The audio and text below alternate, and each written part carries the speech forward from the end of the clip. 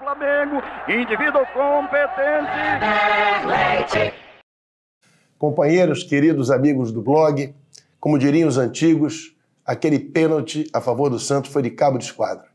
Queria chamar a atenção do Gaciba, acho que está na hora dele puxar a rédea um pouquinho e definitivamente encontrar uma solução para o problema que já está virando chacota. Essa ferramenta que veio para ajudar está avacalhando, acabando com o futebol. Tem cabimento que se viu ontem. O sujeito vê, o árbitro vê, marca fora da área, sei lá, 1 metro, 1,5 metros fora da área, é chamado indevidamente pelas pessoas que estão lá em cima, não tinha nada que ser chamado.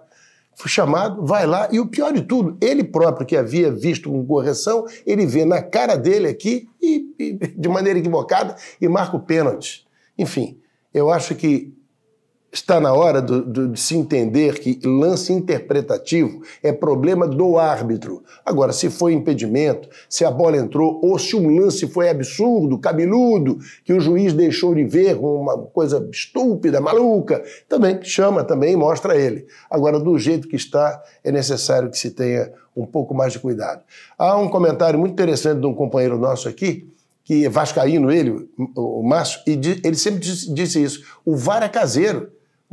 Prestem atenção que sempre favorece o time da casa. Hoje no Sport TV, um comentarista, aliás, muitíssimo equilibrado, muito interessante, fez o mesmo tipo de comentário. Em síntese, a pressão que o árbitro sofre no campo, os outros sofrem lá naquela cabine que só Deus sabe o que acontece antes, durante e depois da entrada deles na dita cuja. Enfim, vamos adiante.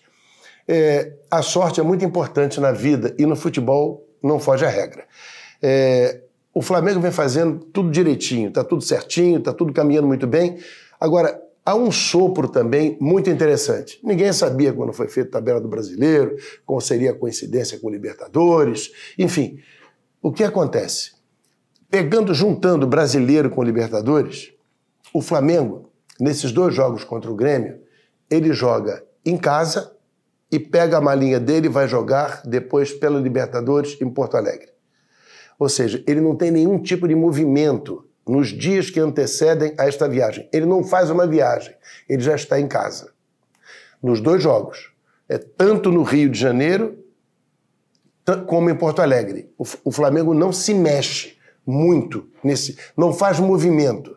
É uma viagem tranquila, do Rio para Porto Alegre. O Grêmio não é bem assim.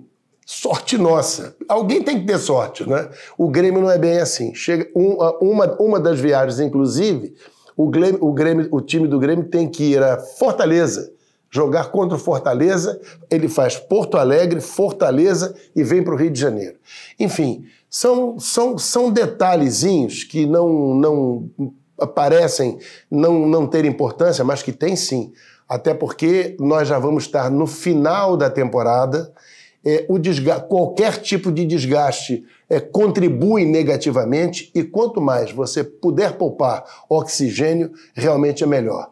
Outra coisa, ficou muito feio no jogo do Santos, aquele episódio final lá com o Sampaoli, com o treinador Thiago Nunes. Aliás, que bom treinador, hein, esse do Atlético Paranaense. O trabalho que ele está fazendo é simplesmente espetacular, vem fazendo há um bom tempo.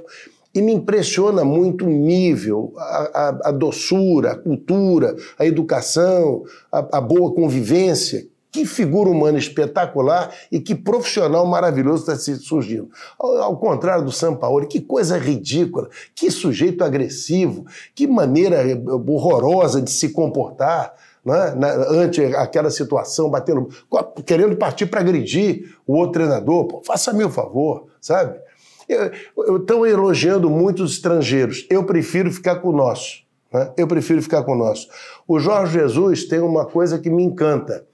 Como treinador, ele é a figura mais entrevistada, de uma certa forma, ele leva mais do que qualquer um a imagem do clube na hora da comunicação. Até porque, caramba, o elenco é composto por 30, 35, 40 jogadores. O treinador é um só.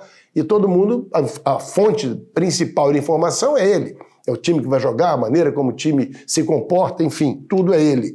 E quando você tem uma pessoa com este belo poder de comunicação, com esta carinha boa, com esta educação como a matéria que vimos recentemente na TV Globo, é realmente de fazer com que o torcedor tenha orgulho daquela figura que o está representando, que está representando o seu clube naquele exato momento.